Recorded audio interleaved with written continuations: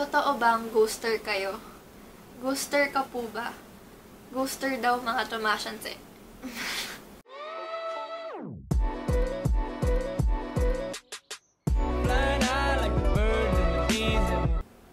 Hey there, it's Janella and welcome back to my channel. I am a 16-year-old Filipina and I am an incoming grade 12 student at the University of Santo Tomas. So, as you've seen on the title, we will be talking about senior high school at the University of Santo Tomas. So, disclaimer lang before I start answering your questions. My views and opinions does not necessarily reflect the institution that I am in, and I will be answering the questions based on my experiences only and on the school year 2019 to 2020, okay? So, if you want to know how to become a Tomasian and what is it like to be a Tomasian, then please keep on watching. Alright, so, dito na sa phone ko yung questions. Pinagsama-sama ko na sila kasi yung ibang questions parang same lang naman. Okay, so first question, what are the strands that UST SHS offers? So all in all, there are 6 strands. We have STEM, Science, Technology, Engineering, and Mathematics. Second, we have UMS, Humanities and Social Sciences. Third is ABM or Accountancy and Business Management. Fourth, we have GAS HA or the General Academic Strand. Health Allied. So basically, general strand siya na specialized sa Health Allied. Pero sa UST, tinatawag lang namin siya na HA or Health Allied. So, itong strand na to para dun sa mga may interest sa medical field. And then we have PES or Physical Education and Sports track. And lastly, we have MAD, Music, Arts, and Design track. And then, dito sa question, may techbook po ba sa UST? Actually, walang techbook mismo sa UST main campus. Pero, nung chinek ko yung website ng OFAD, nakalagay doon na nag-offer sila ng techbook, pero sa UST Angelicum. Yung UST Angelicum is sa may Quezon City, sa may Santo Domingo Church. So, techbook is Technical Vocational Livelihood Track. So, under nun, merong TVL HE and TVL ICT. Yung HE is Home Economics, and then yung ICT is Information and Communication Technology. Okay, next question. How to apply? Okay, first things first, kailangan pa mag-apply ka ng senior high sa UST, you need to make sure na grade 10 student ka. So, yung application is through online. So, go to the website of UST, fill out the pre-registration form, then magkakaroon ka ng reference number. So, yun yung mag-serve as temporary access mo dun sa portal. So, pag nagkaroon ka na ng reference number, login ka, upload mo yung ID picture mo, ganun.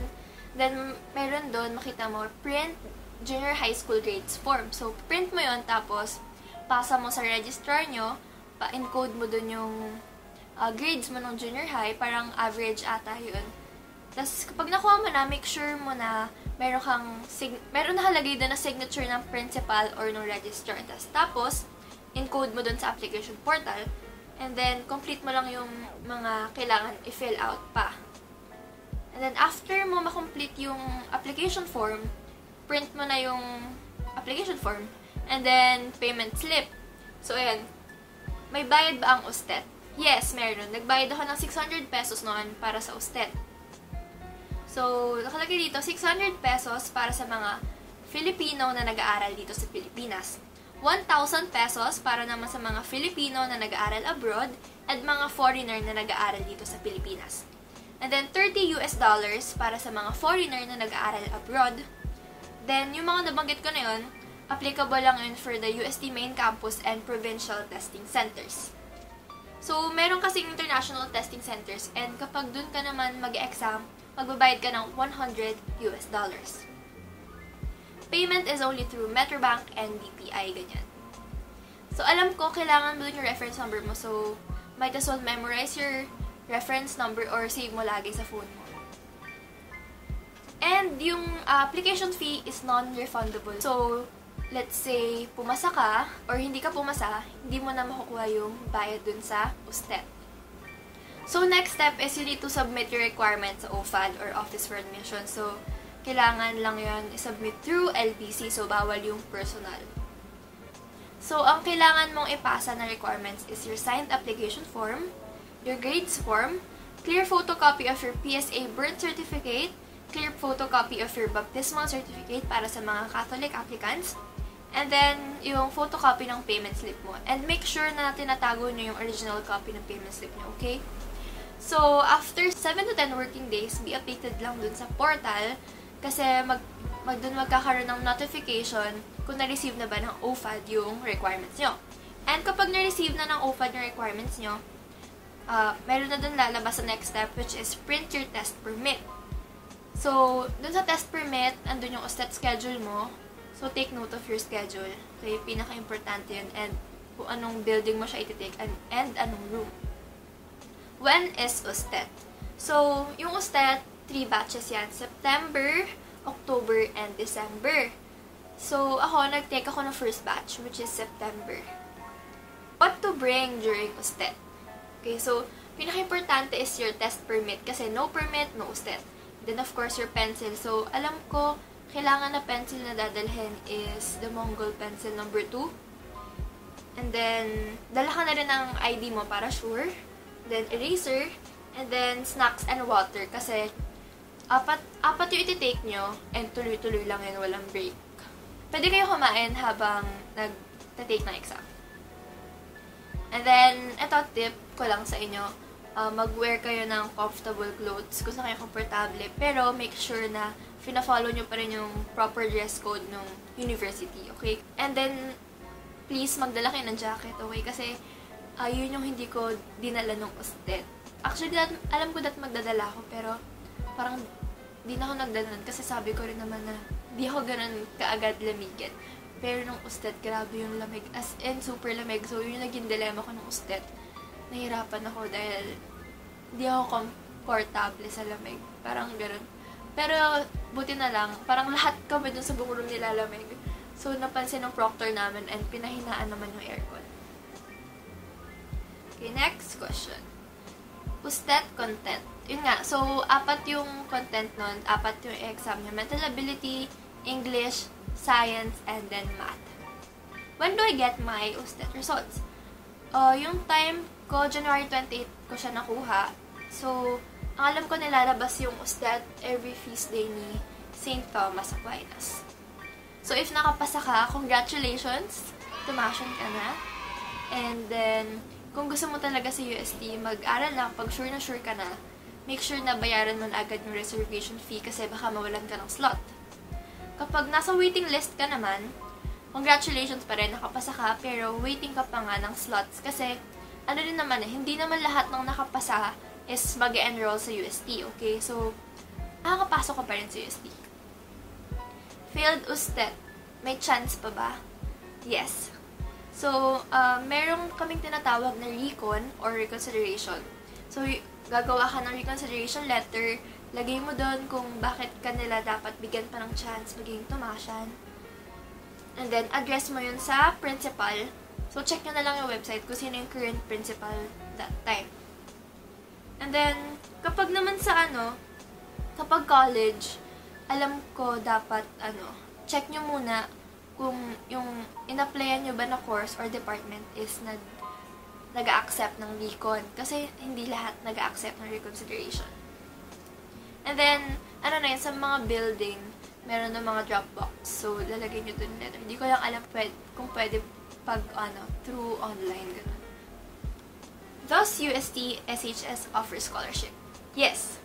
So, meron tayong Santo Tomas Academic Scholarship, San Lorenzo Ruiz Student Assistance Scholarship. So, binibigay ito dun sa kailangan ng financial assistance and willing mag-render ng assistantship hours sa university. So, 20 to 30 hours per week. Then, Santo Domingo de Guzman Scholarship for the gifted. So, binibigay ito dun sa mga nag-excel sa sports, music, and arts. Then, San Martin de Porres Equity Scholarship. So, this is given to those deserving students in need of financial assistance. Yung Santo Tomas Academic Scholarship and San Martin de Porres Equity Scholarship lang yung i-offer this incoming school year 2020 to 2021. So, yung Santo Tomas Scholarship, alam ko binibigay ito dun sa incoming grade 11 students na top 1 and top 2 nung batch nila nung junior high.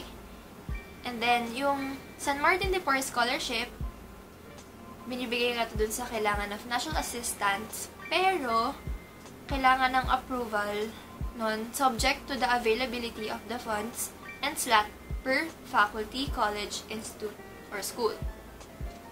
So yun, yung scholarship is renewable every academic term. So kung interested kayo sa scholarship or alam nyo pwede kayo mag-apply for scholarship, after na makuha yung OSTET results, mag-inquire agad kayo sa Office for Admissions and check nyo yung website nila. Range po ng tuition fee sa SHS. So, approximately, per semester, 60,000. So, per year, nasa 120K.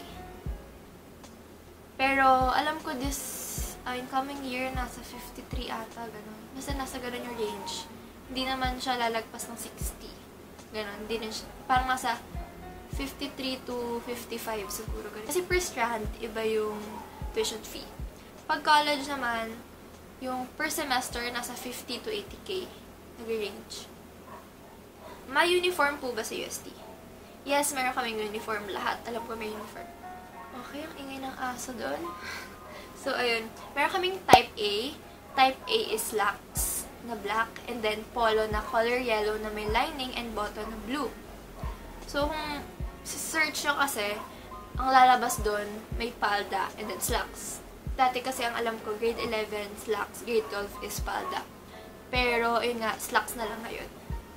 Then, type B, so, ito yung tawag namin na summer outfit namin. So, meron kaming polo shirts and then khaki shorts hanggang tuhod. Then, PE uniform, yung sa aming senior high regular, jogging pants and then shirt. And then, meron din kaming tinatawag na yellow day. So, usually, kapag kapag UAAP season na, pag may laro, so, to show support sa players namin, suot kami ng yellow shirt and then pants. Ilang sem po. So, meron kaming 2 semester. So, August to December, first semester, and then January to May, second semester. And then, meron kaming tinatawag na sa senior high, curriculum A and curriculum B. Since malaki nga yung population ng senior high school, so hinati kami sa 2. Kapag sinabing curriculum A, yung schedule mo is Monday, Tuesday, Wednesday, ito yung regular class hours mo. So, ito yung whole day mo. Kapag Thursday naman is your ALTO, or Alternative Learning through Online. So, meron kaming website or application na ginagamit, which is the Blackboard or the UST Cloud Campus. And then, kapag Friday or Saturday, yun naman yung PE nyo. Kapag curriculum B naman, Monday or Tuesday is your PE.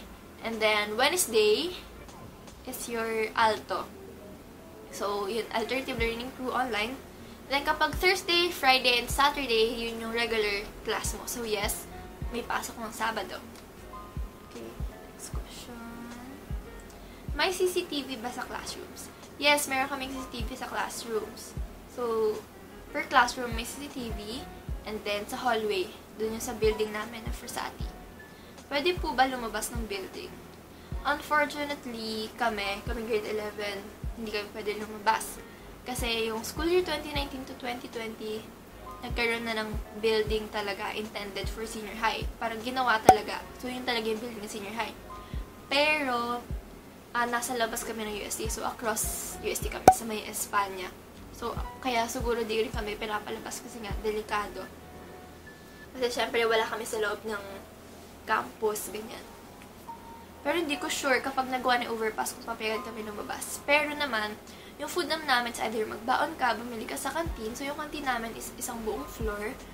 Or, usually kami, nagpapadeliver kami ng foods. How big is your campus? Wait, search natin yan. Okay, so UST is 21.5 hectares. Para sa akin, parang town yung UST. Kasi nga, it's bounded by 4 walls. Espanya, Pinoval, Dapitan, and then Lacson. So, para siyang town. Anong malalapit na stalls or kainan sa labas ng UST? Saan masarap kumain around Espanya? So, sa loob kasi, meron kami tatawag na car park. Meron ng mga kainan dun. Pero pag sa labas, pinaka-the best street is Dapitan. Dun pinaka may madaming kainan. And then, sumunod is Pinoval. Then, pinaka walang makakainan na street is Lacson. So, sa Espanya, since yun nga yung building namin, after class or kapag hindi namin regular schedule, sa The One kami kumakain. So, The One is yung condominium na katabi ng building. Tapos, meron doon food court. So, lagi kong kinakainan doon is Solgyupsal ba yun? Oo, yun ata, Solgyupsal. Tapos, nakalimutan ko yung pangalan isa, pero yung parang may burger patty, tapos may Japanese mayonnaise, basta yun, or wings doon. So, ayun. Kamusta ang workload? Mahirap po ba? Mahirap po ba maging Tomasian? Nag-enjoy ka naman ba? So, sa workload namin, to be honest, madami. Madaming workload.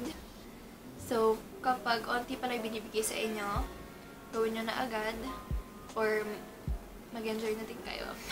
Hindi ko naman kayo tinatapat Pero, ayun, to be honest, madaming workload. Usually, sabay-sabay nagbibigay ng yung mga subject. Pero may mga subject naman na nauuna na kasi alam nila na madaming bibigay sa inyo ng workload.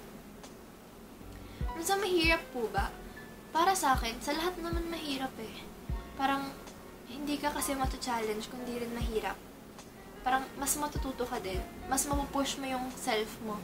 Kung, syempre, mahirap, ganyan. Mahirap, pero masaya. Especially kapag, pag na-meet mo yung friends mo, pag may support system ka. And yes, nag-enjoy naman ako. Nag-enjoy naman kami. Importante siguro na magbabond ka din with your friends, with your family, and then with yourself, ganyan. Bigyan mo rin ng time yung self mo. Bigyan mo rin yung self mo ng break. Kasi baka mamaya ma-burn out ka din. And, ang ginagawa ko is reward system. Kapag may na-accomplish ako, maliit man o malaki, bibigyan ko ng reward yung sarili ko. First impression sa UST. Ano ba first impression ko sa UST? Kasi elementary pa lang ako. Talaga ako sa UST. Kasi nga, may friends ako doon. Then, family members ako na sa UST nag-aaral. So, first impression ko sa UST is, talaga, dream school ko na talaga yun. Alam mo, parang naka-plano na sa akin na, parang sa mindset ko na pag college, doon ako mag-aaral. Ayun, ganun. Pero, ako naman kayo, parang nagbago, parang gusto ko na sa iba, ganyan, sabi ko parang, yung environment, alam ko na, parang ganun. So, parang, nako sa point na gusto ko rin mag-try ng iba talaga, kasi hindi ako familiar sa environment. Pero yun, friendly ba mga tao dyan? Yes. I would say yes. Kasi, parang, hindi pa ako tumakasya nun, and bumibisita ako sa UST. Pero, ayun, mababait naman sila. You can, lalo na kunyari naliligaw ka or what, you can ask random lang kung sino doon, and they will help you. Culture shock. I won't say na culture shock talaga ako kasi nga, since elementary ako, alam ko na environment sa UST. Siguro, ang hindi ko lang, alam ko din naman na mahirap. Siguro ang naano lang ako is, yung medyo pag-adjust ko na, sa adjustment siguro na, syempre, kapag senior high ka na, parang college ka na rin, so hindi na lahat talaga magtuturo talaga ng, kasi parang ibibaby pa kayo. Siguro yung, academic workloads, ayan. Doon lang ako nahilap. Kasi sanay ako na since elementary and high school, as in, ako parang ma-org ako na tao. So, medyo madami akong ginagawa. Parang sanay ako maging busy. Ganyan, sanay ako sa daming ginagawa. Especially sa school. Pero nung UST doon ako nahirapan, ang hirap niya i-juggle. Ang hirap i-balance sa mga gagawin mo.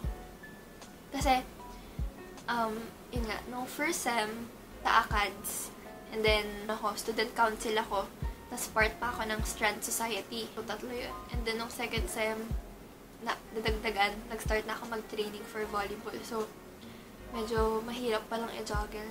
Kasi, nasanay din ako nung junior high siguro, or nung LM na, yun nga, kaya kong pagsabay-sabay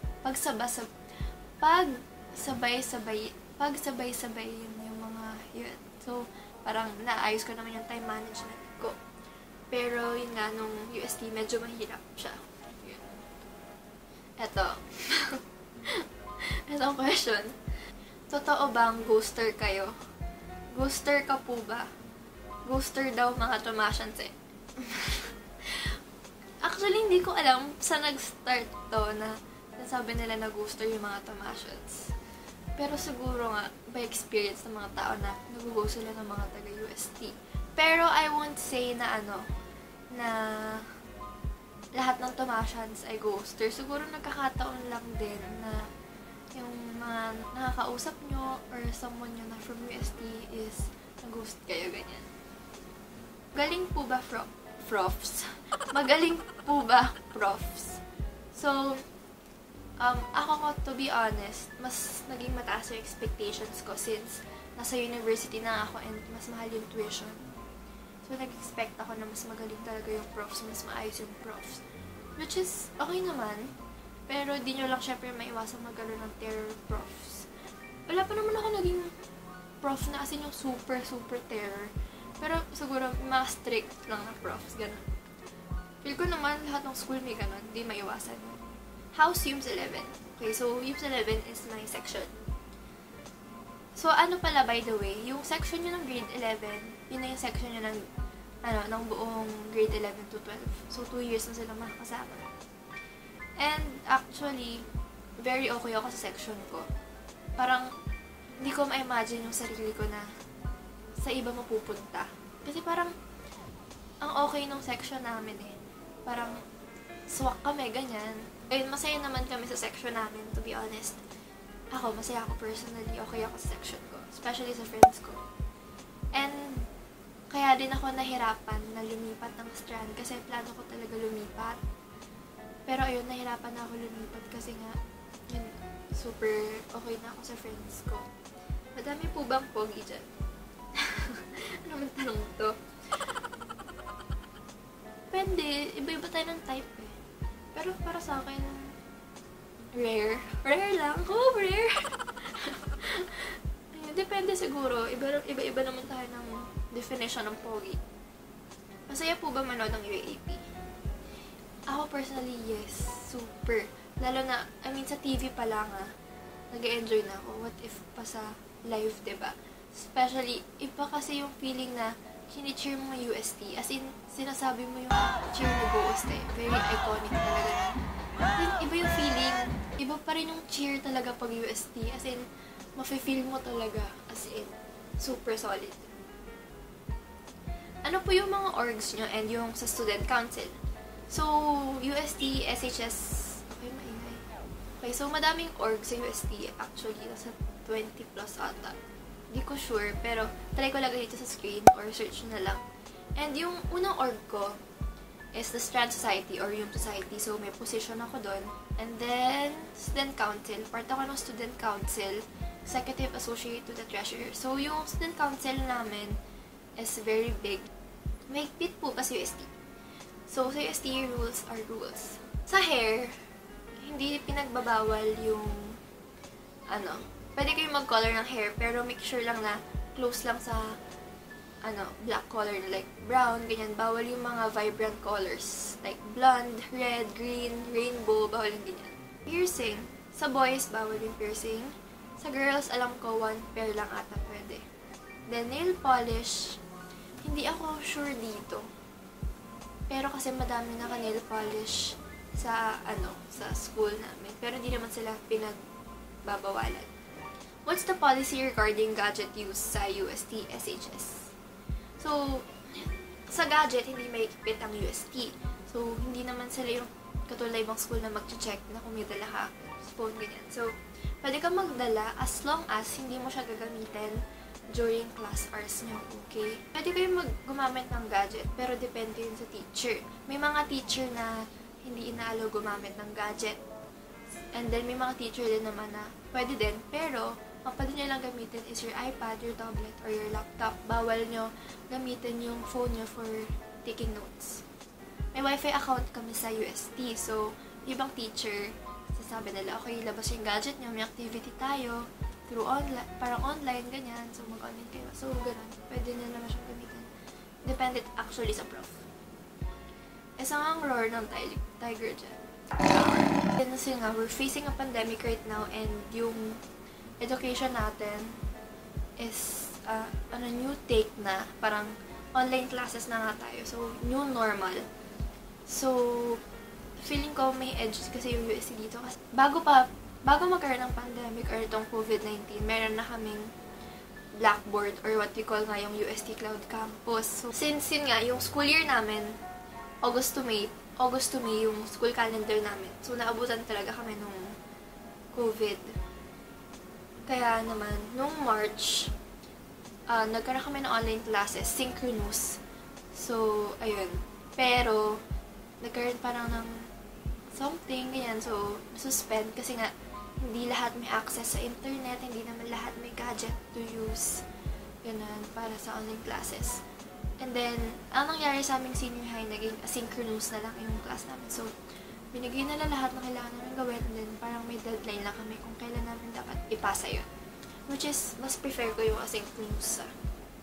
Sayang lang na yung mga freshies ngayon na hindi nyo ma-experience yung ALAB. ALAB is our welcome party.